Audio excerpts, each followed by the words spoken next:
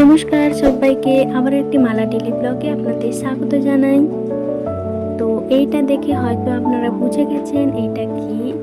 এটা হচ্ছে মোচা। আমরা আমাদের এইদিকে ভরা বলি আর মোচাও বলে থাকি। আপনারা কে কি বলেন অবশ্যই কমেন্টে জানাবেন। তো মা আজকে এটা দুটো রেসিপি করে আপনাদের দেখাবে, একটা পকোড়া আর একটা মাখা মাখা চচ্চড়ি। তো তার জন্য মা এটাকে ভালো করে ছাড়িয়ে নিচ্ছে। কিভাবে ছাড়াচ্ছে আপনারা দেখতে থাকুন পুরো ভিডিওটা।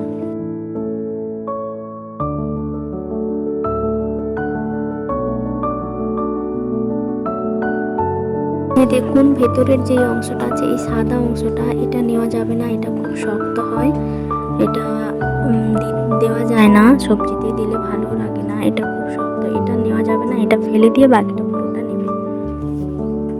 মা যেটা আপনাদের দেখাবে পকোড়া, তো তার জন্য এখানে নুন হলুদ মাখিয়ে মা ফার্স্ট রেখেছিল এগুলোকে। তারপরে একটা গামলিতে করে ভালো করে নুন হলুদ জলটা ভালো করে জল বের করে দিয়ে এখানে গামলিতে নিয়ে নিয়েছে। তারপর দিয়েছে বেসন, দিয়েছে হলুদের গুঁড়ো, লঙ্কার গুঁড়ো, স্বাদ মতো লবণ, দিয়েছে অল্প একটু চিনি, পেঁয়াজ কুচি, আদা কুচি, রসুন কুচি, কাঁচা লঙ্কা কুচি, এগুলো দিয়েছিল। তারপর সব কিছু ভালো করে মিক্স করে এটাকে মাখিয়ে নেবে। কেমন কি বানায় অবশ্যই দেখতে থাকুন আপনারা।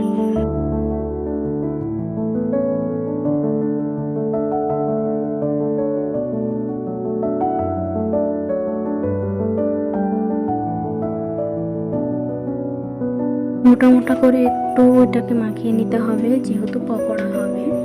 তো মা যেভাবে করছে এভাবে দেখে নিন আপনারা একটু।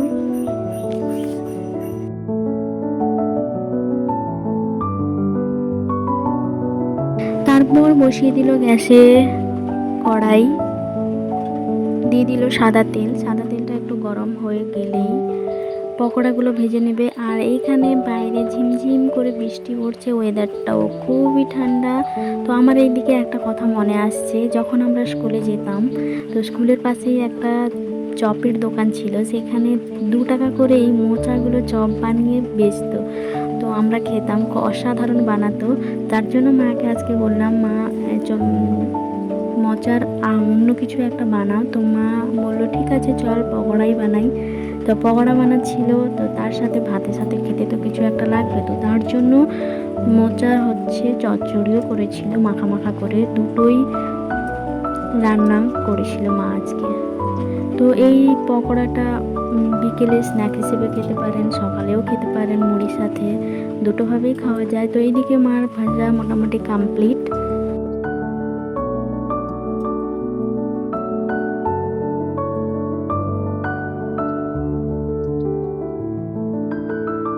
তারপর যেটা হবে চচ্চড়ির জন্য মা এখানে আলু আর বেগুনগুলো কেটে রেখেছিল। মোচা একটু কম পড়ে যাবে, তার জন্য আলু বেগুন দিয়ে দিয়েছিল।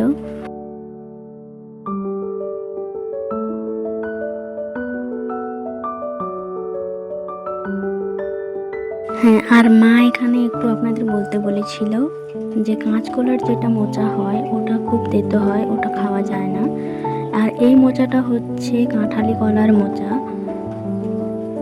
তো এটা খুব মিষ্টি হয়, কাঁঠালি কলা, বিচি কলা, এদের মোচাটা খুব মিষ্টি হয়। এগুলো এগুলো যখন বাজার থেকে কিনে আনবেন, এগুলো দেখেই কিনে আনবেন, কারণ এগুলোই মিষ্টি হয়। আর কাঁচকলা ওটার মোচাটা খুব তেতো হয়, আর বাদবাকি যে কলার মোচা আছে ওগুলোও তেতো হয়।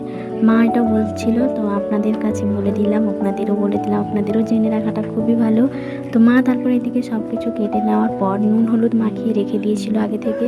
তারপর কড়াইতে সর্ষের তেল, গোটা শুকনো লঙ্কা, 5 ফোড়ন, দিয়ে দিল আদা কুচি।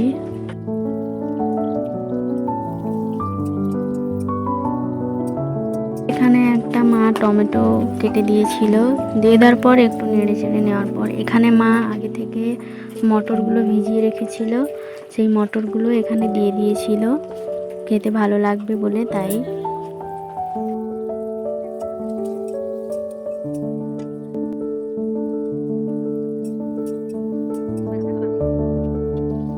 দিয়ে দিয়েছে স্বাদ মতো লবণ।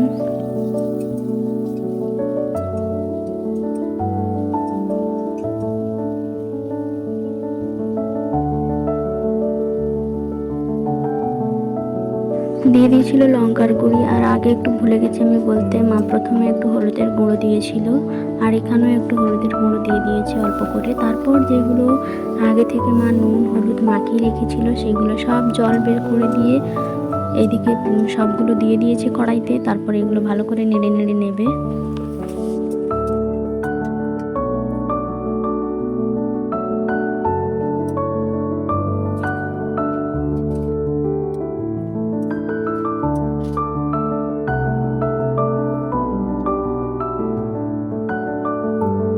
এটা একটু টেস্টের জন্য মা একটু চিনি ব্যবহার করেছে এখানে অল্প করে, আপনারা নাই চালাই নাই দিতে পারেন।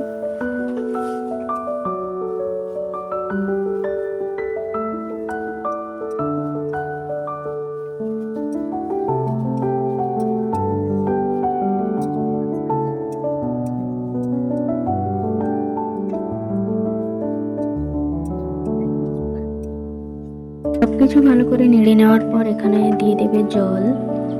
জলটা দিয়ে দেবে যাতে ভালোভাবে আলুটা যেহেতু দেওয়া আছে একটু যেন ভালো করে সেদ্ধ হয়ে যায়, যেহেতু এটা মাখা মাখা চচ্চড়ি হবে তাই। আর এখানে মা দিয়ে দিয়েছিল পেঁয়াজ বাটা আর দিয়ে দিয়েছিল জিরে বাটা, বেটেই দিয়েছিল এগুলো সব।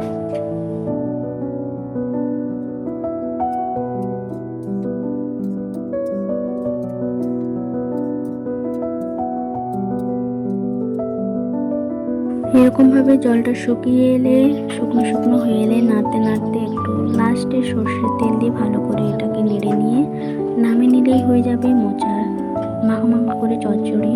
তো আজকে ছিল এই দুটো রেসিপি, কেমন লেগেছে আপনাদের অবশ্যই জানাবেন। আর প্লিজ চ্যানেলটিকে সাবস্ক্রাইব করবেন আর পাশে বেল আইকনটা প্রেস করবেন যাতে ভিডিও কোনো কিছু ছাড়ার আগে আপনাদের ফোনেই চলে যায়। আর মাকে সাপোর্ট করবেন, অনেক অনেক ভালোবাসা দেবেন। এই সব কিছুটাই আমার মাই করে। আর রান্নাটাও অসাধারণ হয়েছিল, সত্যি বলছি, একবার আপনারা ট্রাই করবেন। থ্যাংক ইউ সবাইকে, ভালো থাকবেন।